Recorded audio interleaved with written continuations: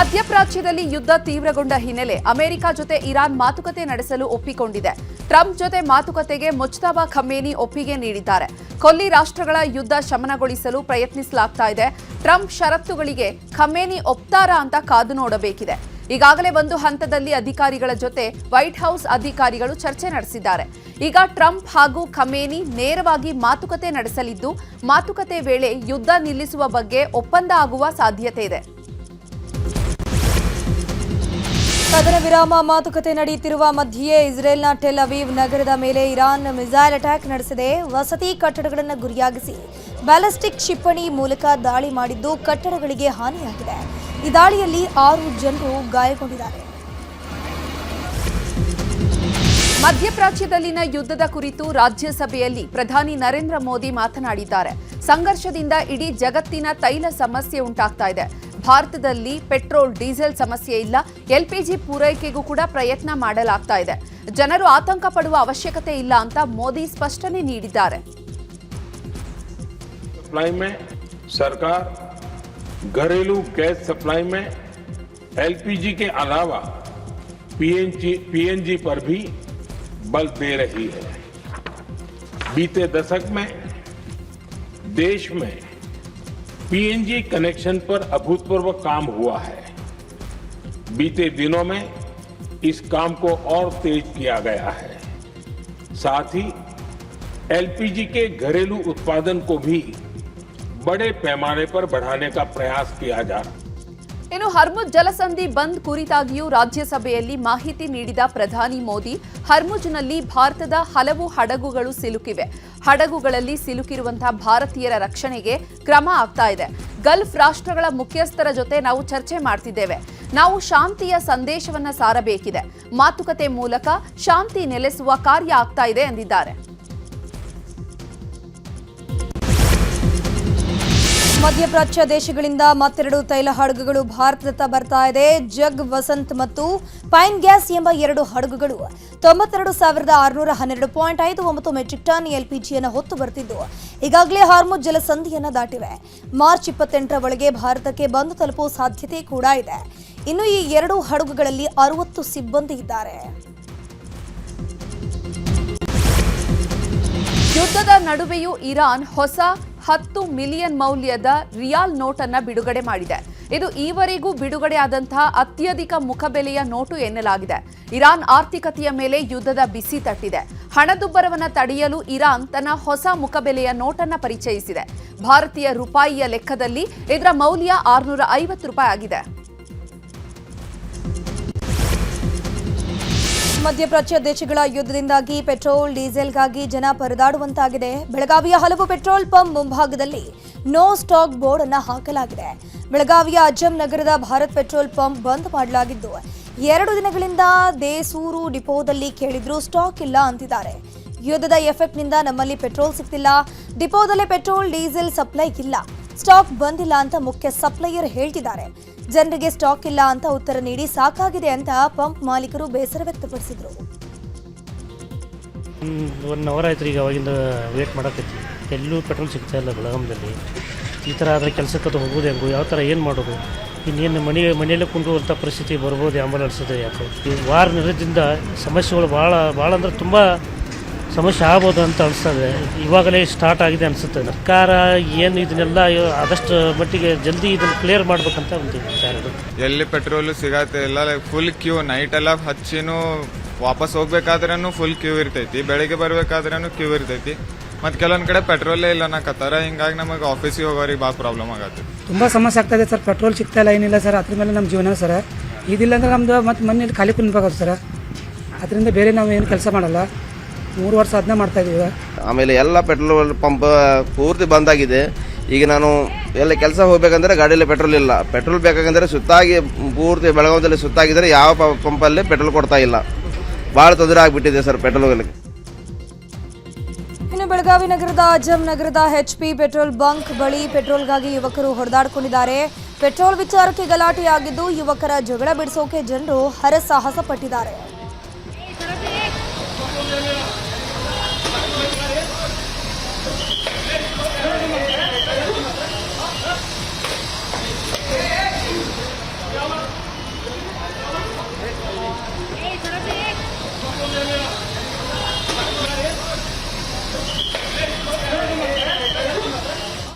Petrol ಸಿಗಲ್ಲ ಎಂಬ ವದಂತಿ ಹಿನ್ನೆಲೆ ಚಿಕ್ಕೋಡಿಯಲ್ಲೂ ಕೂಡ ಬಹುತೇಕ ಪೆಟ್ರೋಲ್ ಬಂಕ್ಗಳು ಫುಲ್ ರಶ್ ಆಗಿವೆ. ಸಾವಿರಾರು ಸಂಖ್ಯೆಯಲ್ಲಿ ಬಂಕ್ಗಳಿಗೆ ಜನರು ಬಂದು ಕ್ಯೂ ನಿಂತು ಪೆಟ್ರೋಲ್ಗಾಗಿ ಕಾಯ್ತಿದ್ದಾರೆ.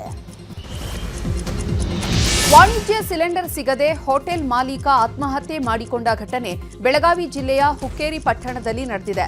ರಾಮ ಹಳ್ಳೂರಿ ಆತ್ಮಹತ್ಯೆ ಮಾಡಿಕೊಂಡಂತಹ ಹೋಟೆಲ್ ಮಾಲೀಕರಾಗಿದ್ದಾರೆ. ಹುಕ್ಕೇರಿ ಪಟ್ಟಣದ ಹಳೆ ಬಸ್ ನಿಲ್ದಾಣದಲ್ಲಿ ಹನುಮಾನ ಹೋಟೆಲ್ ಮಾಲೀಕರಾಗಿದ್ದಂತಹ ರಾಮ ಹಳ್ಳೂರಿ ಗ್ಯಾಸ್ ಇಲ್ಲದೆ ಹೋಟೆಲ್ ಬಂದ್ ಆಗಿದ್ದರಿಂದ ಸಾಲ ತೀರಿಸಲಾಗದೆ ಆತ್ಮಹತ್ಯೆ ಮಾಡಿಕೊಂಡಿದ್ದಾರೆ. ಇರಾನ್ ಅಮೆರಿಕ ಯುದ್ಧದ ಮಧ್ಯೆ ಹಿಮಾಚಲ ಪ್ರದೇಶದಲ್ಲಿ ಪೆಟ್ರೋಲ್ ಡೀಸೆಲ್ ಮೇಲೆ ವ್ಯಾಟ್ ಹೆಚ್ಚಿಸಲಾಗಿದೆ. ವಿಧವೆ ಮತ್ತು ಅನಾಥರ ಹೆಸರಲ್ಲಿ ₹5 ಸೆಸ್ ಹೆಚ್ಚಿಸೋಕೆ ಬಿಲ್ ಅನ್ನು ಹಿಮಾಚಲ ಪ್ರದೇಶ ಸರ್ಕಾರ ಅಂಗೀಕರಿಸಿದೆ.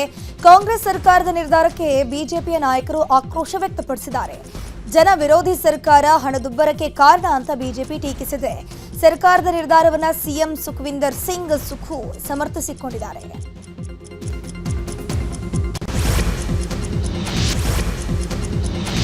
ಹಣಕ್ಕಾಗಿ ಸ್ನೇಹಿತನಿಗೆ ಚಿತ್ರಹಿಂಸೆ ಕೊಟ್ಟು ಹಾಸನದ ಜೇನುಕಲ್ ಬೆಟ್ಟದಲ್ಲಿ ಶವ ಸುಟ್ಟಿದ ಪ್ರಕರಣದ ಆರೋಪಿಯನ್ನ ಪೊಲೀಸರು ಬಂಧಿಸಿದ್ದಾರೆ.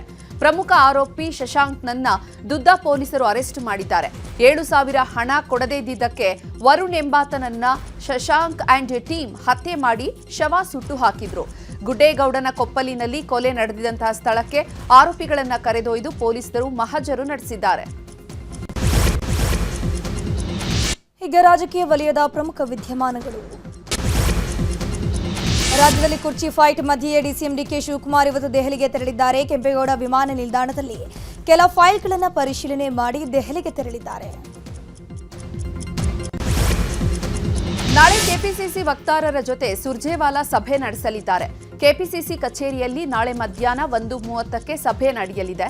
ಸಭೆಯಲ್ಲಿ ವಿಪಕ್ಷಗಳ ಟೀಕೆಗಳಿಗೆ ಪ್ರತ್ಯುತ್ತರ, ಪಕ್ಷದ ಕಾರ್ಯಕ್ರಮಗಳ ಪ್ರಚಾರ, ಗ್ಯಾರಂಟಿಗಳ ಅನುಕೂಲ, ಉಪಚುನಾವಣೆ, ಪಂಚ ರಾಜ್ಯಗಳ ಚುನಾವಣೆ ಸೇರಿದಂತೆ ಹಲವು ವಿಚಾರಗಳ ಕುರಿತು ಚರ್ಚೆ ನಡೆಸಲಿದ್ದಾರೆ. ದಾವಣಗೆರೆಯ ದಕ್ಷಿಣ ಕ್ಷೇತ್ರದ ಬಿಜೆಪಿ ಅಭ್ಯರ್ಥಿ ಶ್ರೀನಿವಾಸ್ ದಾಸಕರಿಯಪ್ಪ ಭರ್ಜರಿ ಕ್ಯಾಂಪೇನ್ ಮಾಡ್ತಾ ಇದ್ದಾರೆ. 13ನೇ ವಾರ್ಡ್ನ ಕೆಕೆ ಕಾಲೋನಿ, ದೇವರಾಜ್ ನಗರ, ಇಂದಿರಾನಗರ, ಕಾರ್ಮಾಕ್ಸ್ ನಗರದಲ್ಲಿ ಮತಯಾಚನೆ ಮಾಡಿದ್ರು. ಈ ವೇಳೆ ಬಿಜೆಪಿ ಮುಖಂಡರಾದ ಯಶವಂತರಾವ್ ಜಾಧವ್, ಬಿಜಿ ಅಜಯ್ ಕುಮಾರ್, ರಾಜನಹಳ್ಳಿ ಶಿವಕುಮಾರ್ ಸೇರಿ ಹಲವರು ಸಾಥ್ ಕೊಟ್ಟಿದ್ದಾರೆ.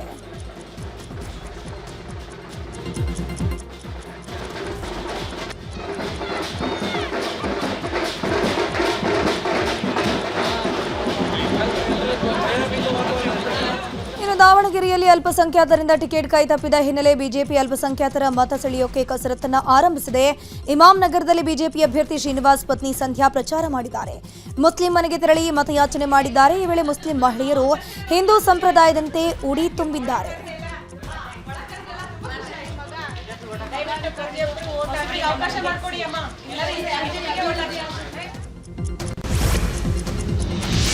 ಬೈ ಎಲೆಕ್ಷನ್ ವಿಚಾರವಾಗಿ ಶಿವಮೊಗ್ಗದಲ್ಲಿ ಮಾತನಾಡಿದ ಸಂಸದ ಬಿವೈ ರಾಘವೇಂದ್ರ, ಈ ಬಾರಿ ರಾಜ್ಯದಲ್ಲಿ ದಾವಣಗೆರೆ, ಬಾಗಲಕೋಟೆ ಎರಡೂ ಕ್ಷೇತ್ರದಲ್ಲಿ ಬಿಜೆಪಿ ಭರ್ಜರಿ ಗೆಲುವು ಸಾಧಿಸುತ್ತೆ.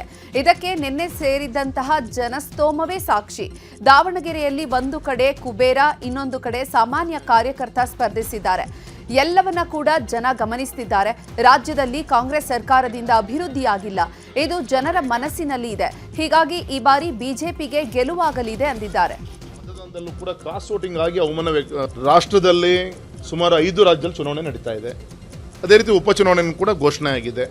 ಈಗಾಗಲೇ ವಿರೋಧ ಪಕ್ಷಕ್ಕೆ ಯಾವ್ಯಾವ ಸಂದರ್ಭದಲ್ಲಿ ಮುಖಭಂಗ ಆಗಿದೆ ಅನ್ನಲಿಕ್ಕೆ ಮೊನ್ನೆ ರಾಜ್ಯಸಭಾ ವಿಧಾನಸಭಾ ಕ್ಷೇತ್ರದಲ್ಲಿ ನಡೆದಂಥ ಮತದಾನದಲ್ಲೂ ಕೂಡ ಕ್ರಾಸ್ ವೋಟಿಂಗ್ ಆಗಿ ಆಗಿದ್ದು ತಾವೆಲ್ಲರೂ ಕೂಡ ನೋಡ್ತೀರಿ. ಅಂದರೆ ಎಲ್ಲೋ ಒಂದು ಕಡೆಗೆ ಜನರ ಒಂದು ಮನಸ್ಥಿತಿ ಕಾಂಗ್ರೆಸ್ ಸಾಕು ಅನ್ನೋಂಥ ಮನಸ್ಥಿತಿಲಿದ್ದಾಗ ಇವತ್ತು ಕರ್ನಾಟಕದಲ್ಲೂ ಕೂಡ ಉಪಚುನಾವಣೆ ನಮ್ಮ ದಾವಣಗೆರೆ ಮತ್ತು ಬಾಗಲಕೋಟೆ ಘೋಷಣೆ ಆಗಿದೆ. ವಿಶ್ವಾಸ ಇದೆ. ನಿನ್ನೆ ಸೇರಿದಂಥ ಜನಸ್ತೋಮ, ಜನ ಬೆಂಬಲ, ನಿನ್ನೆ ಅಂಥ ಬಿಸಿಲಲ್ಲೂ ಕೂಡ ಅಷ್ಟು ದೊಡ್ಡ ಸಂಖ್ಯೆಯಲ್ಲಿ ಸೇರಿದ್ದಾರೆ ಅಂದರೆ ಒಂದು ಶುಭ ಸೂಚನೆ, ವಿಶ್ವಾಸ ಇದೆ. ಎರಡೂ ಕ್ಷೇತ್ರದಲ್ಲೂ ಕೂಡ ಭಾರತೀಯ ಜನತಾ ಪಕ್ಷ ರಾಷ್ಟ್ರದಲ್ಲಿ. ನನ್ನ ತಾಲೂಕಿಗೆ ಮೆಡಿಕಲ್ ಕಾಲೇಜು ಬೇಕು ಅಂತ ವಿಧಾನಸಭೆಯಲ್ಲಿ ಕುಣಿಗಲ್ ಶಾಸಕ ರಂಗನಾಥ್ ಆಗ್ರಹ ಮಾಡಿದ್ದಾರೆ. ನಾನು ನನ್ನ ನೋವನ್ನ ಸಿಎಂಗೆ ಹೇಳ್ಕೊಳ್ತಿದ್ದೀನಿ. ನಾನು ಡಾಕ್ಟರ್, ಅದಕ್ಕಾಗಿ ನಮಗೆ ಒಂದು ಮೆಡಿಕಲ್ ಕಾಲೇಜು ಬೇಕು. ಆಗಿಲ್ಲ ಅಂದ್ರೆ ಯಾರನ್ನಾದರೂ ಸ್ನೇಹಿತರನ್ನ ಕರ್ಕೊಂಡು ಬರ್ತೀನಿ. ಪಿಪಿಪಿ ಮಾಡೆಲ್ನಲ್ಲಿ ತಾಲೂಕಿನಲ್ಲಿ ಮೆಡಿಕಲ್ ಕಾಲೇಜು ನಿರ್ಮಿಸೋಕೆ ಅನುಮತಿ ಬೇಕು ಅಂತ ರಂಗನಾಥ್ ಮನವಿಯನ್ನ ಮಾಡಿಕೊಂಡ್ರು. ಈ ವೇಳೆ ಇದು ಥ್ರೆಟ್ ಅಂತ ವಿಪಕ್ಷ ನಾಯಕ ಆರ್ ಅಶೋಕ್ ಟೀಕಿಸಿದ್ರು. ಈಗ ತಾನೇ ನಮ್ಮ ಸೋಮಶೇಖರ್ ಯಶಸ್ವಿನಿ ಸ್ಕೀಮ್ ವಿಚಾರದಲ್ಲಿ ಹೆಚ್ಚಿನ ಜವಾಬ್ದಾರಿ ತೆಗೆದುಕೊಂಡು ನಾವು ಅನುಕೂಲತೆ ಆಗ್ತಿರೋಂಥದ್ದು ಇದು ತೆಗೆದುಕೋಬೇಕು ಅಂತ ನಾನು ಮುಖ್ಯಮಂತ್ರಿಗಳಿಗೆ ನಿಮ್ಮ ಮೂಲಕ ಕೇಳ್ಕೊತೇನೆ. ಈಗ ನಾನು ಕೇಳೋಂಥದ್ದು ಮಾನ್ಯ ಸಭಾಧ್ಯಕ್ಷರ ಮೂಲಕ ಮುಖ್ಯಮಂತ್ರಿಗಳಿಗೆ ನನ್ನ ನೋವುಗಳು ಹೇಳ್ಕೋಬೇಕು. ಒಂದು, ನಾನೊಬ್ಬ ಡಾಕ್ಟರ್ ಆಗಿದ್ಕೊಂಡು ನನಗೆ ಮೆಡಿಕಲ್ ಕಾಲೇಜ್ ಬೇಕು. ನೀವು ಕೊಡೋಕ್ಕಾಗೋದಿಲ್ವಾ? ನನಗೆ ಯಾವ್ದಾರು ಸ್ನೇಹಿತರನ್ನ ಹಿಡ್ಕೊಂಡು ಬರ್ತೀನಿ. ಪಿ ಪಿ ಪಿ ಮಾಡಲಲ್ಲಿ ನನಗೆ ತಾಲೂಕು ಹಾಸ್ಪಿಟ್ಲನ್ನ ಪಿ ಪಿ ಪಿ ಮಾಡಲಲ್ಲಿ ಬೇರೆ ಮೆಡಿಕಲ್ ಕಾಲೇಜ್ ಮಾಡೋಕ್ಕೆ ಅನುಮತಿ ಬೇಕು. ಅದು ಕ್ಯಾಬಿನೆಟ್ ಎಲ್ಲ ಆಗಬೇಕು. ತಮ್ಮ ಮೂಲಕ ನಾನು ಕೇಳ್ಕೊತಾ ಇದ್ದೀನಿ ಮುಖ್ಯಮಂತ್ರಿ ಅವ್ರಿಗೆ. ಒಂದು, ಎರಡನೇದು, ಈಗ ತಾನೇ ನಮ್ಮ ಸೋಮಶೇಖರ್ ಯಶಸ್ವಿನಿ ಸ್ಕೀಮ್ ವಿಚಾರದಲ್ಲಿ ಹೆಚ್ಚಿನ ಜವಾಬ್ದಾರಿ ತೆಗೆದುಕೊಂಡು ನಾವು ಅನುಕೂಲತೆ ಆಗ್ತಿರೋಂಥದ್ದು ಇದು ತೆಗೆದುಕೋಬೇಕು ಅಂತ ನಾನು ಮುಖ್ಯಮಂತ್ರಿಗಳಿಗೆ ನಿಮ್ಮ ಮೂಲಕ ಕೇಳ್ಕೊತೀನಿ. ವಿಧಾನಸಭೆಯಲ್ಲಿ ಬಜೆಟ್ ಮೇಲಿನ ಚರ್ಚೆ ವೇಳೆ ಬಿಜೆಪಿ ವಿರುದ್ಧ ಸಿಎಂ ಆರ್ಥಿಕ ಸಲಹೆಗಾರ ಬಸವರಾಜ ರಾಯರೆಡ್ಡಿ ಗುಡುಗಿದ್ದಾರೆ. ರಾಜ್ಯಕ್ಕೆ ಬರಬೇಕಿದ್ದ ಅನುದಾನವನ್ನ ಬಿಜೆಪಿಯವರು ಕೇಳ್ತಿಲ್ಲ. ಬೆಂಗಳೂರಿಗೆ 6,000 ಕೋಟಿ ಕೊಡಬೇಕು. ಕೇಂದ್ರ ಸರ್ಕಾರ ಮಲತಾಯಿ ಧೋರಣೆ ರಾಜ್ಯದ ಮೇಲೆ ಪರಿಣಾಮ ಬೀರ್ತಾ ಇದೆ. ನಮ್ಮ ಸರ್ಕಾರ ಇಷ್ಟೆಲ್ಲ ತೊಂದರೆಗಳ ನಡುವೆ ಅತ್ಯುತ್ತಮ ಬಜೆಟ್ ಮಂಡಿಸಿದೆ ಅಂತ ರಾಯರೆಡ್ಡಿ ಹೇಳಿದ್ದಾರೆ. ಈ ವೇಳೆ ಮಧ್ಯ ಪ್ರವೇಶಿಸಿದಂತಹ ಸುರೇಶ್ ಗೌಡ, ಈ ಬಜೆಟ್ನಲ್ಲಿ ಬಿಜೆಪಿಯವರಿಗೆ ಕೊಟ್ಟಿರೋದು ಚೊಂಬು, ಅದಕ್ಕಾಗಿ ಕಾಂಗ್ರೆಸ್ನವರೇ ಬಜೆಟ್ಗೆ ಅಭಿನಂದಿಸಿಲ್ಲ ಅಂತ ಲೇವಡಿ ಮಾಡಿದ್ರು. ಕೇಂದ್ರ ಸರ್ಕಾರ ರಾಜ್ಯ ಸರ್ಕಾರಗಳಿಗೆ ಹಣ ನೀಡ್ತಾ ಇಲ್ಲ. ಕೇವಲ ನಮ್ಮ ರಾಜ್ಯದ ಇದು ಮಾತ್ರ ಅಲ್ಲ, ನಿಮ್ಮ ಬಿಜೆಪಿ ಅವರು ಬಾಯಿ ಮುಚ್ಚಿಕೊಂಡು ಕೂತು ಬಿಟ್ಟಿದ್ದಾರೆ, ಮಾತಾಡೋದೇ ಇಲ್ಲ. ನಿರ್ಮಲಾ ಸೀತಾರಾಮನ್ ಮಾತಾಡಲ್ಲ, ಇನ್ನ ಬೇರೆ ರಾಜ್ಯದ ಮುಖ್ಯಮಂತ್ರಿಗಳು ಏನು ಮಾತಾಡ್ತಾರೆ? ಕೇಂದ್ರ ಸರ್ಕಾರ ತನ್ನ ಕಪಿಮುಷ್ಟಿಯನ್ನು ಹಿಡ್ಕೊಂಡ್ಬಿಟ್ಟಿದೆ. ರಾಜ್ಯ ಸರ್ಕಾರಕ್ಕೆ ಹಣ ಕೊಡಬಾರ್ದು ಅಂತ ಹೇಳಿ ಅವ್ರಿಗೆ ಸರ್ಕಾರಿ ಕಮಿಷನ್ ರಿಪೋರ್ಟ್ಗಳು ಗೊತ್ತಿಲ್ವಾ? ಸಂವಿಧಾನದಲ್ಲಿ ಯಾವ ತರ ಹಣಕಾಸು ಕೊಡ್ಬೇಕಂತ ಹೇಳಿಲ್ವಾ? ಆದ್ರೆ ತದ್ವಿರುದ್ಧವಾಗಿ ಕೇಂದ್ರ ಸರ್ಕಾರ ರಾಜ್ಯಗಳಿಗೆ ಮಾಡ್ತಾ ಇರೋದ್ರಿಂದ ಇವತ್ತು ನಾವು ಅಧಿಕಾರದಲ್ಲಿರಲಿ, ನೀವು ಅಧಿಕಾರದಲ್ಲಿರಲಿ, ಕೇಂದ್ರ ಸರ್ಕಾರದ ಧೋರಣೆಯಿಂದ ಇವತ್ತು ಹಣ ಕಡಿಮೆ ಬರ್ತಾ ಇದೆ. ಕೇಂದ್ರ ಸರ್ಕಾರ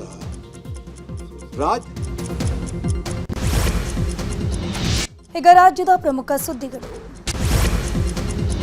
ನ್ಯಾಯಮೂರ್ತಿ ನಾಗಮೋಹನ್ ದಾಸ್ ಒಳ ಮೀಸಲಾತಿ ವರದಿ ಖಂಡಿಸಿ ಚಿಕ್ಕಬಳ್ಳಾಪುರದಲ್ಲಿ ಬೃಹತ್ ಪ್ರತಿಭಟನೆ ನಡೆಯಿತು. ದಲಿತ ಒಕ್ಕೂಟಗಳಿಂದ ಜಿಲ್ಲಾಧಿಕಾರಿಗಳ ಕಚೇರಿಗೆ ಮುತ್ತಿಗೆ ಹಾಕಿ ಆಕ್ರೋಶ ವ್ಯಕ್ತಪಡಿಸಿದರು. ನಾಗಮೋಹನ್ ದಾಸ್ ಒಳ ಮೀಸಲಾತಿ ವರದಿ ವೈಜ್ಞಾನಿಕ ಸಮೀಕ್ಷೆ ನಡೆಸಿ ಒಳ ಮೀಸಲಾತಿ ಜಾರಿ ಮಾಡಬೇಕು ಅಂತ ಆಗ್ರಹಿಸಲಾಗಿದೆ.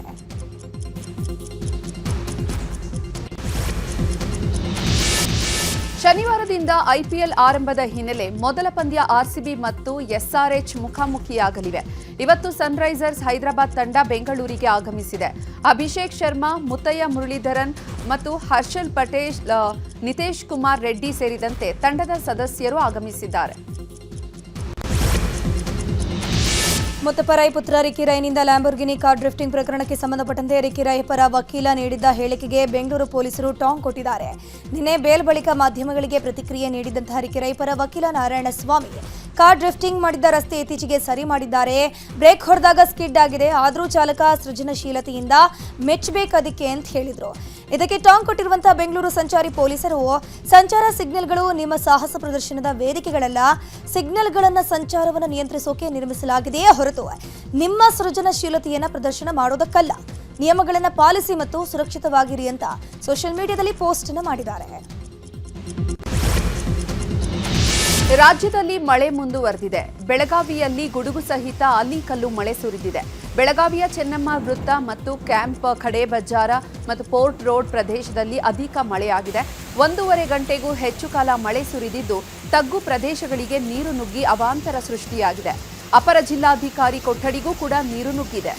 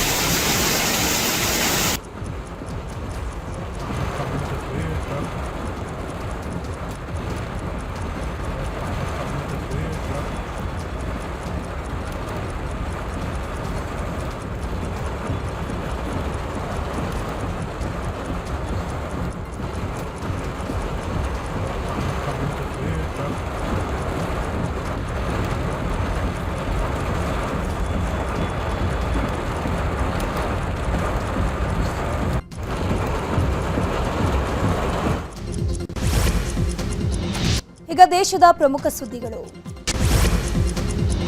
ಅನ್ಯ ಧರ್ಮಕ್ಕೆ ಮತಾಂತರ ಆಗುವ ದಲಿತರಿಗೆ ಸುಪ್ರೀಂ ಕೋರ್ಟ್ ಶಾಕ್ ಕೊಟ್ಟಿದೆ. ಅನ್ಯ ಧರ್ಮಕ್ಕೆ ಏನಾದರೂ ಮತಾಂತರವಾದರೆ ಅಂತವರಿಗೆ ಎಸ್ಸಿ ಎಸ್ಟಿ ಕೋಟಾದಡಿ ಮೀಸಲಾತಿ ಸಿಗಲ್ಲ ಅಂತ ಸುಪ್ರೀಂ ಕೋರ್ಟ್ ಮಹತ್ವದ ಆದೇಶವನ್ನು ಹೊರಡಿಸಿದೆ. ನ್ಯಾಯಮೂರ್ತಿ ಪಿಕೆ ಮಿಶ್ರಾ ಅಂಜಾರಿಯಾ ಅವರಿದ್ದ ಪೀಠ ಆದೇಶ ಹೊರಡಿಸಿದ್ದು, ಮತಾಂತರ ಆದವರಿಗೆ ಮೀಸಲಾತಿ ಎಸ್ಸಿ ಸಮುದಾಯದ ಸೌಲಭ್ಯ ಸಿಗಲ್ಲ ಅಂತ ಹೇಳಿದೆ. ಆದರೆ ಬೌದ್ಧ, ಜೈನ, ಸಿಖ್ ಸಮುದಾಯಕ್ಕೆ ಮತಾಂತರವಾದರೆ ಆ ಆದೇಶ ಅನ್ವಯ ಆಗೋದಿಲ್ಲ ಅಂತ ತಿಳಿಸಿದೆ. ಉತ್ತರ ಪ್ರದೇಶದ ವೃಂದಾವನದಲ್ಲಿ ನಡೆದ ಕಾರ್ಯಕ್ರಮದಲ್ಲಿ ಆರ್ಎಸ್ಎಸ್ ಮುಖ್ಯಸ್ಥ ಮೋಹನ್ ಭಾಗವತ್ ಭಾಗಿಯಾಗಿದ್ರು.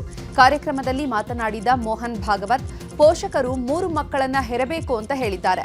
ದಂಪತಿ 3 ಮಕ್ಕಳನ್ನ ಹೆತ್ತರೆ ಪೋಷಕರು ಮತ್ತು ಮಕ್ಕಳ ಆರೋಗ್ಯ ಹೆಚ್ಚಾಗುತ್ತದೆ ಅಂತ ವೈದ್ಯರು ಹೇಳ್ತಾರೆ. ಅನೇಕ ದೇಶಗಳು ಜನನ ಪ್ರಮಾಣವನ್ನ ಹೆಚ್ಚಿಸಲು ಈ ಕೆಲಸ ಮಾಡುತ್ತವೆ ಅಂತ ಮೋಹನ್ ಭಾಗವತ್ ಹೇಳಿದ್ದಾರೆ. तो आपस में लड़ते, मैंने गृहस्थों से जो सुना है वो मैं आपको बताता हूँ. इसमें मेरा कोई विचार नहीं है, मैं इसका विचार ही नहीं करता.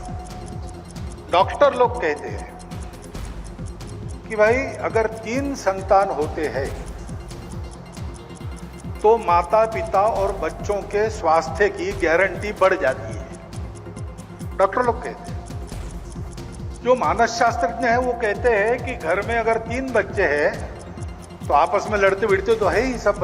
बचपन में जितना ज्यादा लड़ेंगे भिड़ेंगे, बड़प्पन में उतना ही अच्छे रहेंगे आपस में, क्योंकि ये लड़ते भिड़ते वो अपने अहंकार को झुकाना सीख जाते हैं.